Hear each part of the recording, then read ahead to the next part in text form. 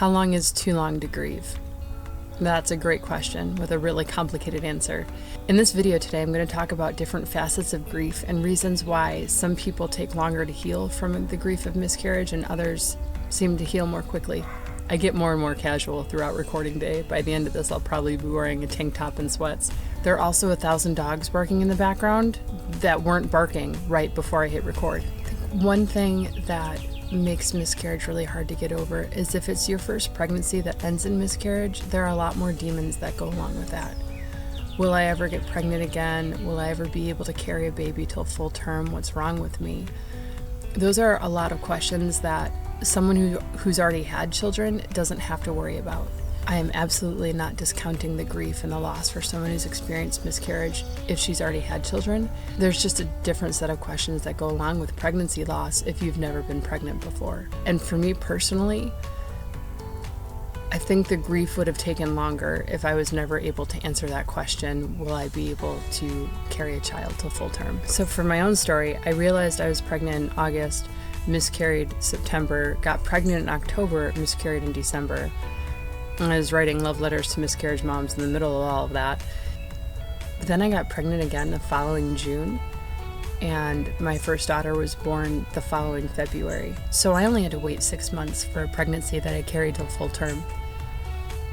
And even those 6 months, every single period was excruciating. Every single cycle was a non-pregnancy.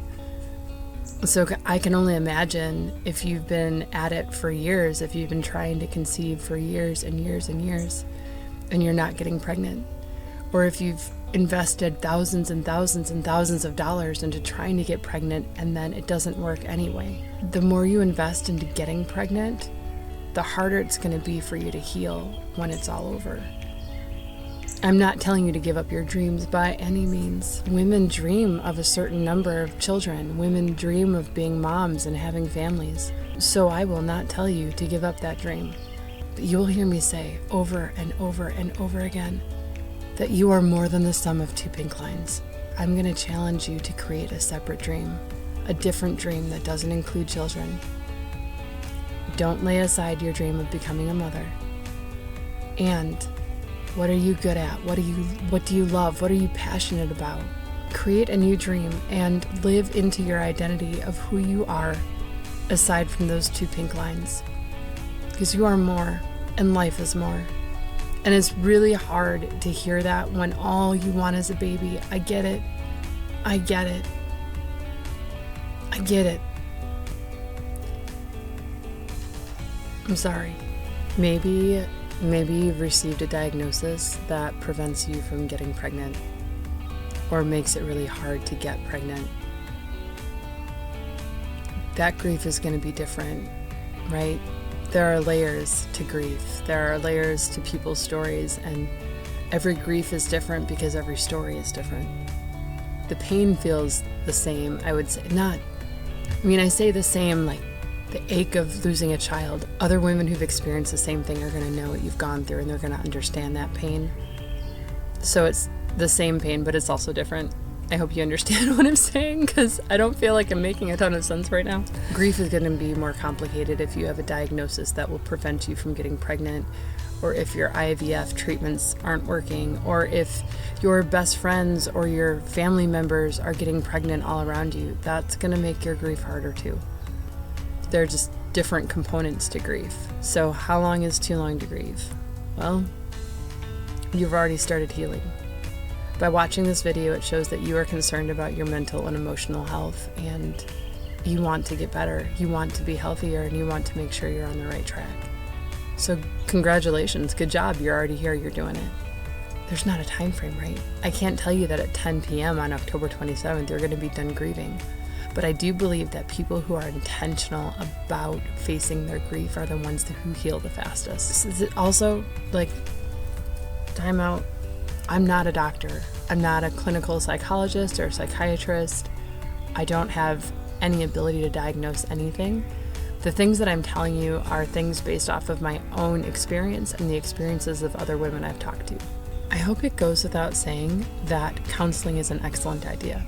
I mean, who doesn't want counseling? You get an hour to just talk about yourself, all about yourself. and someone else is focused on you for an entire hour. So if you're struggling with your grief and you're not getting over the miscarriage the way that you think you should, it might be time to call a counselor in your area.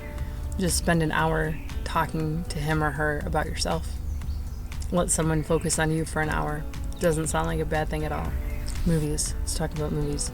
So another aspect of how fast you might heal from your grief is your environment and being intentional, again, about what you do or do not surround yourself with. In this playlist, I have a video of 30 movies that have miscarriage scenes in them. There's a much larger list, and I have the link for that down below. My best suggestion to you would be to actually research a movie or show before you're going to watch it to make sure there's not a miscarriage scene in what you're about to watch.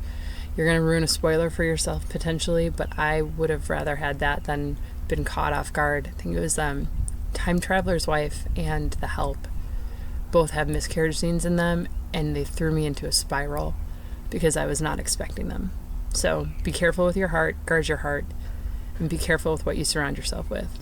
Support groups are also going to help you heal from your grief. And again, I have a video for you about that. You're going to find people who know what you're going through, right? So you're not going to have to explain the details. You're not going to have to relive gory, traumatic experiences because they're going to get it without you having to say anything. I will tell you that there are some people who die sad, who experience a deep, dark grief and don't know how to recover. There are people with a victim mentality who spend so long saying, woe is me, that they never take the appropriate time or energy to recover, to face